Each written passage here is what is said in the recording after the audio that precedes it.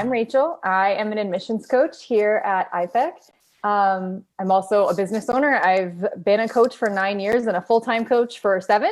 I am joined with Don. He is our representative from the ICF. We do these every quarterly, right, Don? I think so. Quarterly.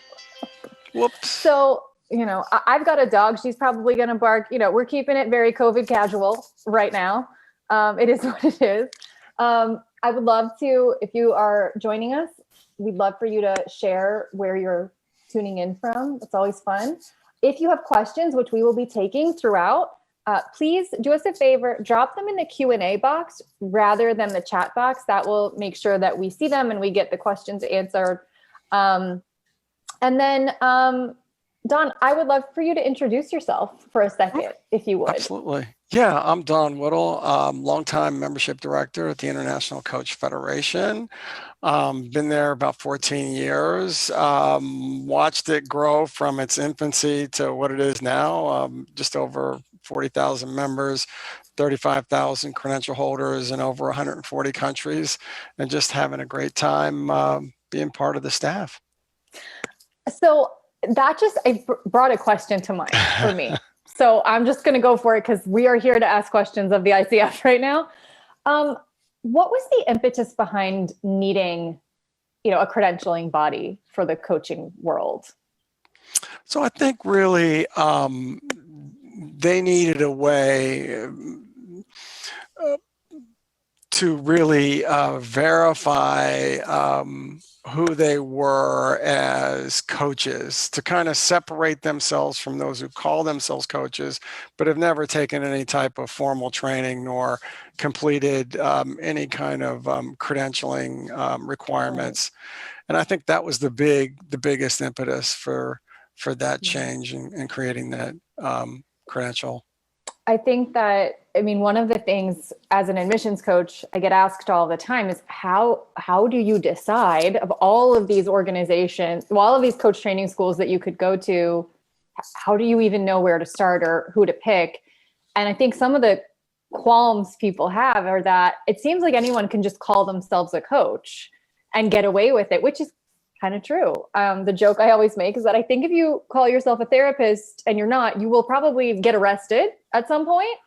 That's not the case with coaching. You can call yourself a coach and have absolutely no experience. So the ICF, super important because it exists to, sort of vet and create industry standards in the coaching world that are trustworthy and verifiable. And so that at least when you're looking into coach training, you don't have to look outside the realm of ones that have the ICF stamp of approval. It just is a kind of a no-brainer. So this is another question I'm personally curious about. What does an organization have to do in order to receive an ICF accreditation? Like, what do they have to demonstrate? So to be an ICF accredited training program, you have to meet the standards of, so just as a starting place, your training has to be taught in accordance with the ICF core competencies, its code of ethics, and meet our definition of coaching. Now, to actually be accredited, you have to, there's some baseline, you have to you're providing at least 125 hours or more of that coach specific training that meets those requirements, as well as you're doing mentoring within the 4 walls of the training program, if you will, and have an examination process. So it's a real comprehensive set of requirements that you have to meet to get to that place to be an accredited program. And I know IPEC has certainly ticked all those boxes and gone way above and beyond in terms of what you offer. Yeah, that's a good point, that there is sort of a baseline and you don't have to stop there. And IPEC is one of the programs that did not stop at the baseline. 125 training hours is the baseline. IPEC qualifies you for 320 training hours, which is almost 3 times more. So yeah, we have a question from Donna. She's asking, if I go through IPEC, what additional requirements would I needed to be certified by the ICF? So IPEC gets you, and this is true of a lot of, I would say some, I guess, robust coach training programs that are accredited by the ICF, that there's only a small amount you have to do post, getting a certification from IPEC to then go apply for your ICF credential. So you will already have far more training hours than you need. So you can check that box already. You have to pass a test, am I right, on the ICF site. Mm-hmm. And you have to demonstrate that you've had 100 hours. This is for the ACC, Associate Certified Coach Credential, which is like the starting point. You have to demonstrate you've had 100 hours of coaching under your belt. Fine print on that, 70 hours have to be paid and 30 can be unpaid. So typically right there, that's where the difference is that IPEC's not going to require you. I don't think any legitimate coach training school requires their students to be paid to, get clients and accrue paid coaching hours while they're going through coach training. So our students use the practice coaching they're doing, the peer coaching they're doing toward that 30 unpaid hours. And then they're accruing, paid coaching hours as they go, either throughout training. They don't actually have to wait until training is over to start accruing those paid hours if they don't want to. And paid, correct me if I'm wrong, but I think paid doesn't have to mean, I'm charging $100 an hour. It could mean I charge, a reasonable amount for a client to, maybe I'm coaching them 10 hours and I'm charging them maybe $20 an hour or something like that. But it counts as paid hours. And so you can accrue them that way. So people seem to be able to do it pretty quickly. I was able to do it within a year of finishing IPEC. I got my ICF credential, which I think is pretty average. Did anything I just say not make sense? Or was I wrong, Don? No, you were not wrong. I will, but one little stipulation about the coaching experience hours. Okay. That all those hours, whether they're paid or pro bono, have to occur outside of the training walls of IPEC, for example. Right. It has to be separate. It's not part of the curriculum, is what I'm saying here. And that was the only piece, but it's a key piece. Yeah, because some people think that, we're doing coach training here as well. I'm coaching you. You and I are both doing bartered coaching, if you will, within the four walls. Well, no, if it's part of the curriculum that you have to do that, no, that wouldn't count. But there's one additional thing I do want to reinforce is that, some people think, okay, I've got to go out and I've got to coach my brother and he's going to have to give me $100 an hour for the coaching. Not necessarily. Your brother and you can come to an agreement where there's a barter back and forth. You're going to do this for your brother, and he's going to give you this for the coaching you're going to provide him for that period of time. So that bartered coaching is a good way to get coaching experience hours. Yeah, that's a good point. Right. That I use the example of if you had a personal trainer, you could coach them, they could train you. And because you're exchanging paid services, that can count as paid hours. Absolutely. So there are ways to get creative about getting those hours, and it doesn't have to take a long time. And it's not necessary. I want to say, obviously, you're here and you're a big proponent of getting credentialed, but it's not like you can't go out and be a coach before you have an ICF credential. I was getting paid to coach well before I had an ICF credential. So it's not like you're going to get in trouble. Again, no laws around coaching, which is both sort of a lovely thing and also sometimes something that we wish there were laws around it to keep some of the bad people out. Okay, Stephanie's asking a question about BCC terminology, which stands for Board Certified Coach, which has nothing to do with the ICF. I think it's a different accrediting body, but honestly, it's one I know very little about. I don't know how much you know about that, Don, and how legitimate it is. And I won't really speak to it other than feel free to go take a look at them. I've heard they've been around for a long time for that particular board certified coaching. But I don't know enough about it, I would go to their website and search it and see what it I tells mean, you.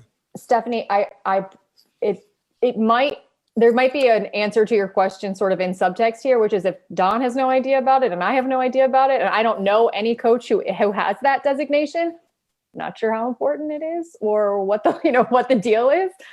But it might be a good idea to ask more questions. Certainly it's not necessary. I've been a coach for 9 years and I don't have that. Well, But I do have an ICF credential. So I will say, in terms of reciprocity, if you do have the BCC, and I do know a little bit more about it, I'm just not going to get into it. There's no reciprocity that you can use what you submitted to them for that BCC credential or any other credential worldwide by any coaching organization. We don't accept, reciprocal credentials to get you in the door and all of a sudden just give you our credential. No, you have to go through the entire process. Right. Okay. So in that way, obviously the ICF has pretty high standards. Yeah, we're pretty right. Committed to that. So Donna's asking, okay, so it's additional coaching hours, paid and pro bono, mostly paid, and a test after you would finish IPEC to get your ICF credential. You also have to join the ICF. Mm-hmm. You got a membership fee, which is good for how long? How many? Like 3 years? Depends. So the new membership is prorated on a monthly basis, but and then it would renew annually. Yes. And then there's a fee to, so you join, and then there's also a fee to apply for your ACC, I think. Correct. Okay. Correct. Yes. Yeah. Donna, we can drop in the chat a link to the ICF site, and you can read more about the specifics of what you'll need to get your ACC. I would focus on that first. When you go through a program like IPEC, you come out of it with enough training hours to qualify for your MCC. But the difference is that you don't have anywhere near enough paid coaching hours. And so you have to sort of have the life experience and the work experience to work your way up to the coaching hours you need to get from ACC to PCC to MCC. So everyone starts out with ACC and then works their way up. If that helps and answers that question. So speaking of tests, what is the testing process like? I remember it from like 8 or 9 years ago, but it might have changed since I did it. Probably has. So it's called the Coach Knowledge Assessment, 155 multiple choice questions. You have to receive the passing score is, I believe, 70%. And it's a 3 hour, up to 3 hour online test. Yeah, I don't remember it taking me 3 hours. Yeah, so that's up to 3 hours. Right. Yes. You have that long if you need it. I don't think it took me nearly that long, and it was multiple choice. I don't think there was any like fill in the blank or anything like that. It was, it wasn't something I felt like I had to study for. I think that when you go through a program like IPEC, that passing that test should just be a natural result of you having been through a rigorous training and having already passed IPEC's program. It would be bad if you did fail, I think, because it would mean, were you paying attention in the training you just paid for and went through? Some people have test anxiety, and that's true. Want, they want to take courses before I get all that. So we get this question a lot too, which is, I've been coaching a long time in an informal capacity. Can that count? So when do people get to start counting hours toward their ICF credential? So the policy is so as long as you've enrolled in a coach-specific training program that is accredited by ICF, you can start right there. If you're going back years and years and you're trying to use training and say, I started here because I took XYZ course, which is not ICF accredited, well, actually, you would have to submit that curriculum and go through a really long process of verification to be able to say, okay, that's where I start, and I'm going to use that training. we're big advocates and saying, look, if you've taken the training, the correct training that meets the standards, that's where you can start and start counting your coaching experience hours. But sometimes it gets into the gray area of, hey, I took coach training 20 years ago. I'm not denying, I'm not doubting any of that, but we just need to make sure who it was and that it meets the standards. And sometimes that gets to be a little bit problematic because it, Yeah, I mean, the vast majority of people I meet they're going through a coach training program like IPEC, and they're counting it after they enroll and start training at IPEC. Yeah. If you've been casually coaching people before then, but you've never trained, you can't retroactively count that as coaching experience. Again, which is why it can take some time to build up to the higher and higher levels of ICF credential, just because you got to kind of start counting once you have legitimate training experience under your belt. So,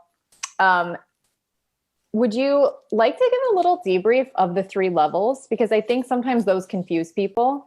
I always try to just get people to focus on ACC, because typically there's no reason for them to yet focus on the ones that take kind of years to build up to, but it might be helpful for them to understand what are the 3 different levels of ICF credential. Sure. Well, the first is ACC, and it's, as you say, Rachel, really a simple process to go through. Then you go up to the PCC level, which is the requirements are a little bit more rigorous in terms of coach training hours at a minimum 125 and 5 hours of client experience. If you already took the CKA as an ACC, you don't have to retake it. But if you did go through a program that wasn't ICF accredited, then there's more requirements of submitting a recording or 2 recordings, depending on the credentialing level, as well as mentoring hours, where you'd have to go out and get mentor coached. And then the MCC at the highest level is 2,500 coaching hours, 200 coach-specific training hours, and there are requirements of submitting to coaching sessions that are recorded and transcribed and so on and so forth. And then the CKA piece is and then there is a mentoring piece. You absolutely, even if you were mentored back at IPEC, back whenever, you still need to go through this particular piece, as well as I don't think I missed anything. The CKA, if you've never, well, you would have had to have taken the CKA, because the policy now is you have to be a PCC first before you go on and move into application for MCC. I hope I didn't confuse anybody, because it gets a little soupy as we move forward. I don't think you didn't confuse me, but it's why I tell people, hey, focus on what's actually relevant to you right now, which is very likely not skipping ahead to PCC or MCC. Focus on getting your ACC first, and then you can build up to that if you want to. And so I'm curious, we have a question from Judy. Mm-hmm. So she started a coach training program with an accredited, it seems to be an ICF accredited program 5 years ago. She didn't finish, and now she's trying to decide if she wants to go back to them. She wasn't highly satisfied, or start over with IPEC. That's totally understandable concern, yeah. Judy. It makes sense why that feels like a dilemma. And she's asking if maybe she could chat with me to discuss further. Yeah. Yes. I will, or maybe our behind the scenes tech wizard will put a link to my calendar in the chat, and you can actually book some time with me one-on-one. And of course, at the end, we'll also put a link to anyone who's watching who wants to chat with an admissions coach and ask these types of questions, or just get into IPEC or coach training in general. Any of us, not just me, are happy to have that conversation with you. So we can totally talk about that, Judy. And then Stephanie is asking, what about the need for recurring recertification? What are the requirements to keep the certification alive? So that's a really Sure. good question. That's I will great. say that for IPEC, they're, it's kind of like graduating from college. Once you have like a bachelor's degree, no one's going to come take it away from you if you don't like prove that you've still earned your bachelor's degree 5 years later. So, when you're a certified professional coach from IPEC, then you're a CPC. With the ICF, you do have to reapply and resubmit every few years, I think. 3 years. Every 3 years. So why doesn't Don walk you through that process? Sure. And it's not really difficult, with the exception if you're renewing your ACC, which there are some potential requirements there of having a ACC coach who has already gone through the and this is, I'm sorry, let me slow down here. So it's 40 hours of continuing education that you have to get, 24 of those hours in core competencies, the rest in personal development. Those aren't that difficult to obtain in that 3-year period. There are some additional requirements if you're renewing an ACC, and I would look those up. And if you have questions, you can contact us at ICF. It has to do with getting mentor coaching, as well as making sure your mentor coach has completed at least one cycle of the ACC. Same for PCC, those 40 hours, same for MCC. Okay. Does that make sense? I think so, but Stephanie can tell us if that didn't make sense to her. Good question, Stephanie. I think that's a good question to ask in general, because I think that the ICF has one answer, but if you're looking into just different coach training programs, they might have different answers. IPEC has their own sort of process. Other programs might require you to do certain work to keep current at every, so that, because they're allowed to set their own rules. So, to a certain degree. Okay. So, let me look at other questions that typically come up, when I'm having one-on-one conversations with people. So ICF, what kind of, this is what I was going to ask before we had a couple more questions come in. I just remembered. What kind of careers do you feel the ICF certification can actually open doors for? Wow, that's a loaded question. It is a loaded question. I would say I'm just going to see any. what you say. The reason I'm going to say any, because as someone who's been in membership at ICF a long time, I have seen people come in with every different kind of background and are still currently in their positions in whatever sector they're in. And they're bringing their membership and credential into the workplace, wherever they're working, and whether it's, I'm going to dare I say, engineering or medicine or research or education, you name it. But in terms of people actually, clients they're going to work with, it's I think it's just wide open. Sorry for the interruption there. Apologize. This is, we're living in COVID times. Everyone's had to get used to, we're in small quarters with everybody. I'm just glad my dog is asleep right now.